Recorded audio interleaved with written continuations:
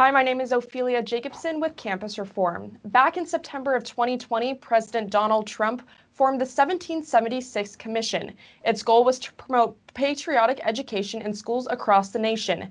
Fast forward to January 20th, 2021, President Biden disbanded the commission on his first day in office. But that didn't stop the commission from working. Today, I'm joined with the Vice President of the 1776 Commission, Dr. Carol Swain. Dr. Swain, thank you so much for joining me today. Well, thank you.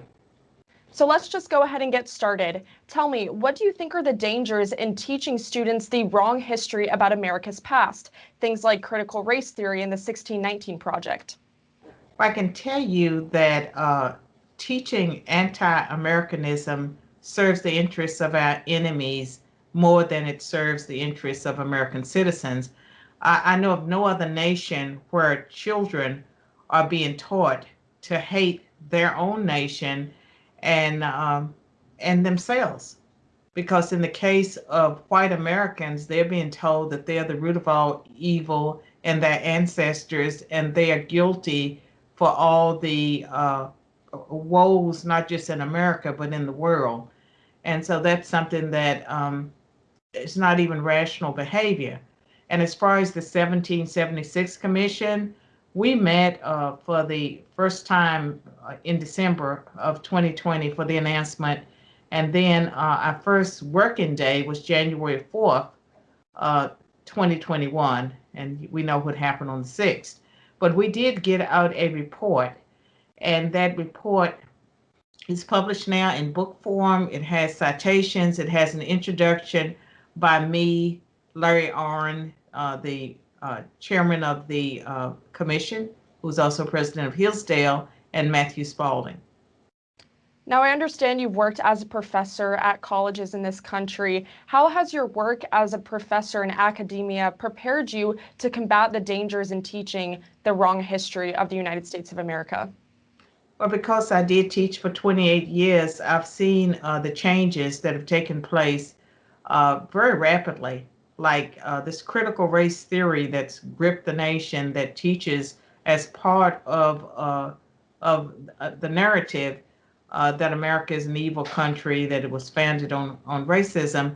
That actually emerged in the 1970s, but after the election of President Obama, we saw more critical theory and Marxist ideology entering our colleges and universities through the form of political correctness, microaggressions, trigger warnings, demands for safe spaces. All of those things sort of accelerated. And what I have watched happen is that universities and colleges are no longer marketplaces of ideas. And when I first entered the academy, professors at least made some effort to present opposing views. No more. It's all indoctrination. And the sad thing is that the people who advance this progressive worldview, they're not content with college and university students. Now they're going after K through 12. Exactly, and that's something that we've been seeing across the nation. Now, when the 1776 Commission was first created, what was its overall goal and mission? Well, we had 2 years to meet and prepare for the 250th anniversary of the signing of the Declaration of Independence. So we were a 2-year commission. We got dissolved within a month, but we did produce a report that I'm very proud of. And my hope was that President Biden would continue the work of the commission because, I mean, how threatening could it be to have a commission that would study and make recommendations about the teaching of patriotic, civic history and education to America's children? But no, that was politicized along with everything else that's come out of the Biden administration. And it is to the detriment of Americans and especially its young people. Now, why do you think President Biden disbanded the commission? Like you mentioned, you think it's ridiculous because you said, there is no danger in teaching a patriotic education. Why do you think he chose to disband your commission? I think that he has advisors that are part of the 1619 project associated with the New York Times. and they have another narrative, another worldview about America that's deeply deeply steeped in Marxism, and they don't want truth to be known. They want to erase truth. And anyone that's read George Orwell's 1984 can see that being played out today in American society. And our country is teetering on the edge of a precipice. I've never seen anything quite like it. And I feel that China has more influence over our legislators and over our government than the American people. Would you be able to expand on that a little more? You know, we've seen a bunch of Confucius institutes pop up at our higher education institutions across the nation. What threat do you believe China poses to college education in this country today? It's not just college education. If you think about the national debt, how much money we owe, a lot of the money that is financed in America is coming from China. And the Chinese have purchased land all across the country, and they have purchased politicians. And I hate to say this, but we have politicians from both political parties that are for sale. And so if you look at the Chinese, we have this virus that President Trump called the Wuhan virus, and it's not clear. Even Dr. Fauci is saying that you can't eliminate the possibility that it came from a lab. The Chinese have been able to, be the originator of the virus. Now they are providing apparently vaccines that people are saying that there's a problem with the vaccines. They supplied us with the masks. They have been able to affect every part of our culture and our government at a level that is very chilling. And when I find this anti-Americanism, you can find Chinese money supporting Black Lives Matter and these radical organizations that are trying to destroy American society and American culture. Our society is being destroyed without a gun being fired because so many of our leaders are not patriotic. They are compromised and they would do anything for the almighty dollar. And because of that, we are at great risk. And our colleges and universities have totally been taken over, even some of the Christian colleges and universities.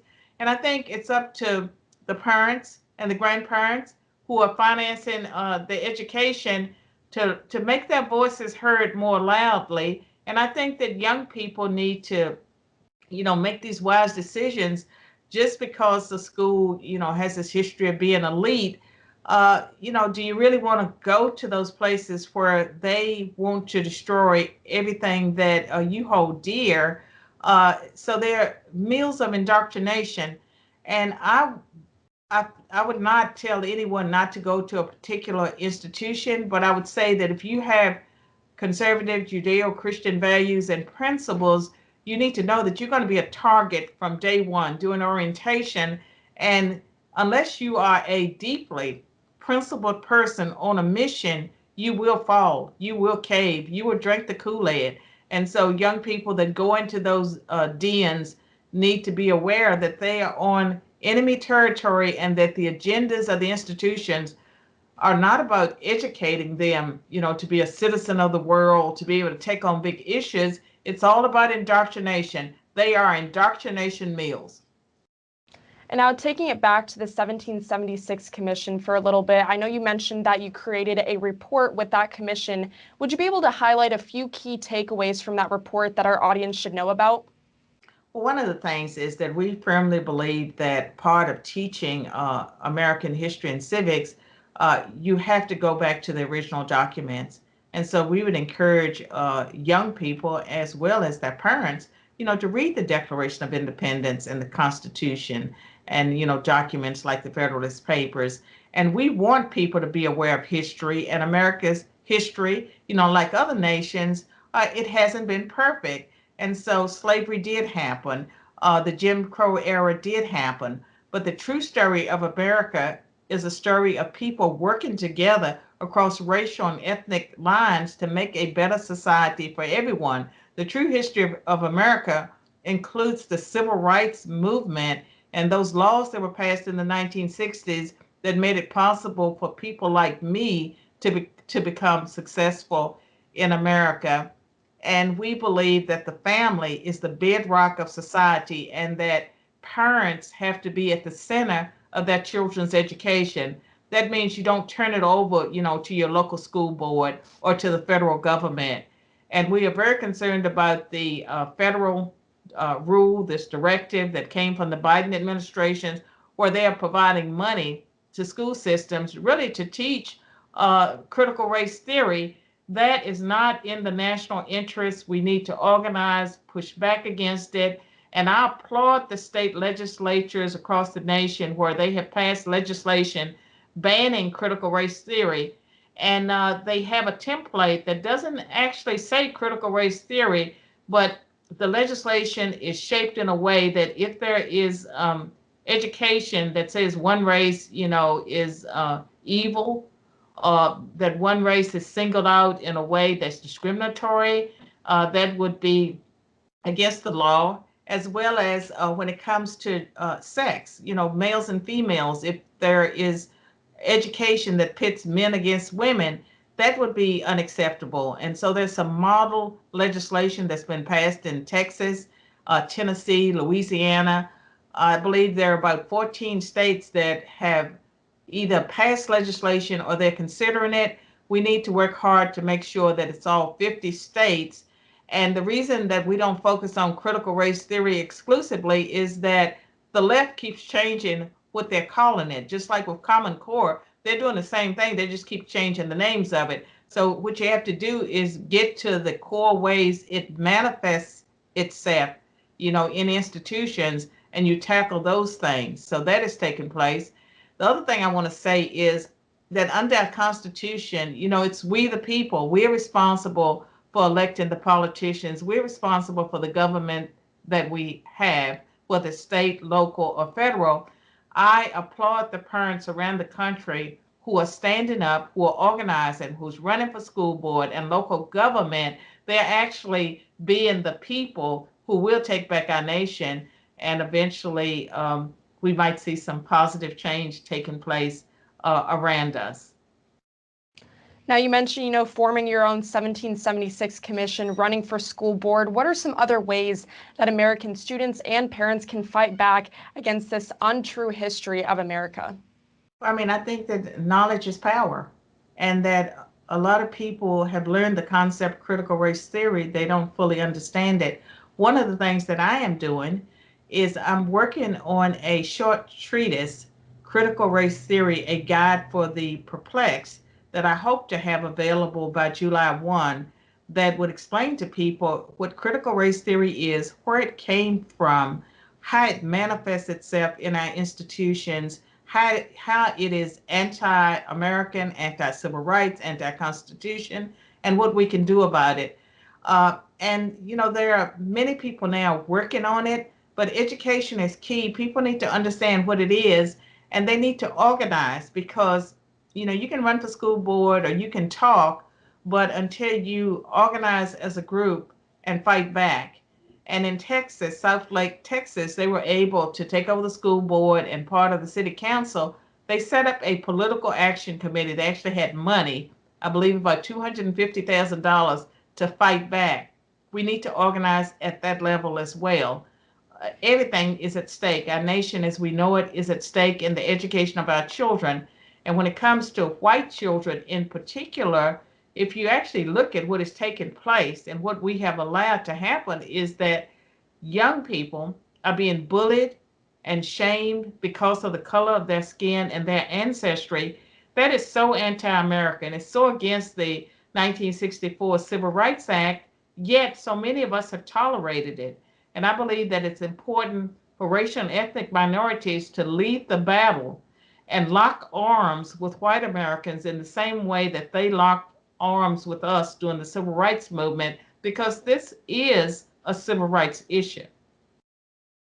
Well, thank you so much for all of the work you're doing with the 1776 Commission and for spreading light on what critical race theory really is. How can our audience members keep in touch with you over the next couple of months as you release all of these exciting projects? Well, my website is bethepeoplenews.com. Instead of We the People, it's bethepeoplenews.com. I have a book that I published a few years ago and updated after the election. Be the People, A Call to Reclaim America's Faith and Promise. And I expect to have within about 6 weeks another book on critical race theory that I believe will be helpful. And my plan is to post a PDF on my nonprofit website, which I'm big into Be the People, it's Be the People Project, as well as make the book available for purchase. But I want the book to reach the parents and the people that are contacting me. So many people are contacting me, asking for advice, asking for help, trying to understand what's taking place. And because I can't be everywhere all the time, I would urge people, to get as much information as you can, but I'm going to try to help by releasing a book very soon that has more detail and information. So that's my immediate goal. I'm on Facebook, Twitter so far, MeWe, Gab, Paula, all of those places, and I try to post. So you can follow me at those places as Carol M. Swain or Dr. Carol M. Swain.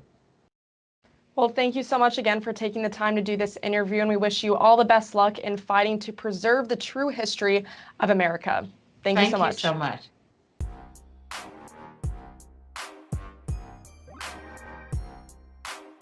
My name is Addison Smith, and I'm with Campus Reform. Thanks so much for watching, and it really helps if you like and leave a comment. Also, don't forget to subscribe right here so you can stay up to date on all of our content. If you want to help us to continue to make these videos, please donate to the link here. And lastly, if you want to get hooked up with some of our swag, click here.